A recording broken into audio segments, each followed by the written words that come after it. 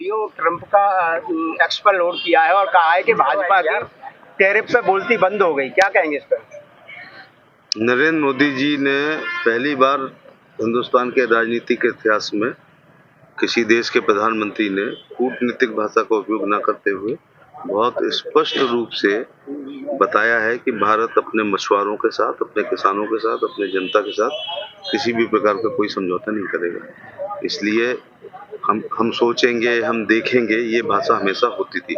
तो प्रधानमंत्री का इतना बोल्ड बयान, वो भी विश्व के शक्तिशाली देश के खिलाफ, एक बड़ी बात है। इसीलिए बहुत पहले से प्रधानमंत्री जी स्टार्टअप पर आए, मेक इन इंडिया पर आए, मेड इन इंडिया पर आए, आत्मनिर्भर शब्द का इस्तेमाल किया और स्वदेशी पर बहुत जोर दिया है। क्योंकि विश्व की राजनीति में कुछ कुछ घटनाओं पर रिश्ते बनते और बिगड़ते हैं, जिसका व्यापार पर और बहुत असर पड़ता है। संभल दंगे को लेकर रिपोर्ट आई है कल, क्या कहेंगे? रिपोर्ट अभी सार्वजनिक नहीं हुई है।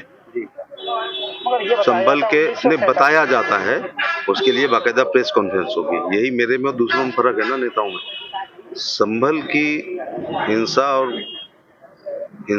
और दंगों पर उत्तर प्रदेश के मुख्यमंत्री ने एक आयोग बनाया न्यायिक।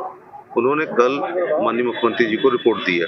जब तक मुख्यमंत्री कार्यालय से अथवा गृह विभाग से अथवा कानून विभाग से अधिकृत रूप से रिपोर्ट की ब्रीफिंग नहीं की जाएगी, तब तक अटकलें हैं। लेकिन मैं आप पूछना चाह रहे हो, वो आपके बिना पूछे मैं जवाब दे रहा हूँ अपने व्यवहारिक ज्ञान से, कि ये मेरा 7वां कार्यकाल है लोकसभा, राज्यसभा, विधानसभा का। उत्तर प्रदेश की कोई विधानसभा ऐसी नहीं बची है जहाँ पर हम ठीक है।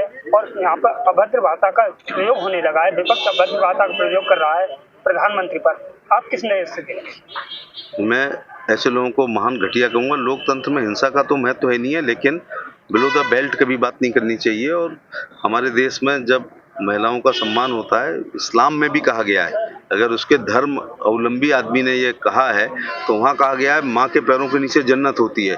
तो ये नहीं कहा जाता है फलाने की माँ के पैरों के नीचे जन्नत होती है, सभी माँओं के पैरों के नीचे जन्नत होती है। और हमारे यहाँ भी कहा जाता है सनातन में कि जहाँ स्त्रियाँ पूजी जाती हैं वहाँ देवता रमन करते हैं। लेकिन और एक और हमारे यहाँ प्रथा है कि जब कोई देवलोकवासी हो जाता है तब उसके खिलाफ कोई प्रतिकूल टिप्पणी नहीं की है। प्रधानमंत्री जी की माँ स्वर्गवासी हो चुकी हैं, उसके बाद उनके लेकर गाली देना, उसने अपने संस्कारों का, अपने शिक्षा का और अपने माँ बाप की चरित्र का और अपनी पार्टी का जिसका वर्कर है उसका उसने परिचय दिया है। ऐसे लोगों के खिलाफ कठोर कार्रवाई होनी चाहिए। भाजपा के राष्ट्रीय अध्यक्ष पर संघ प्रमुख मोहन भागवत ने कहा है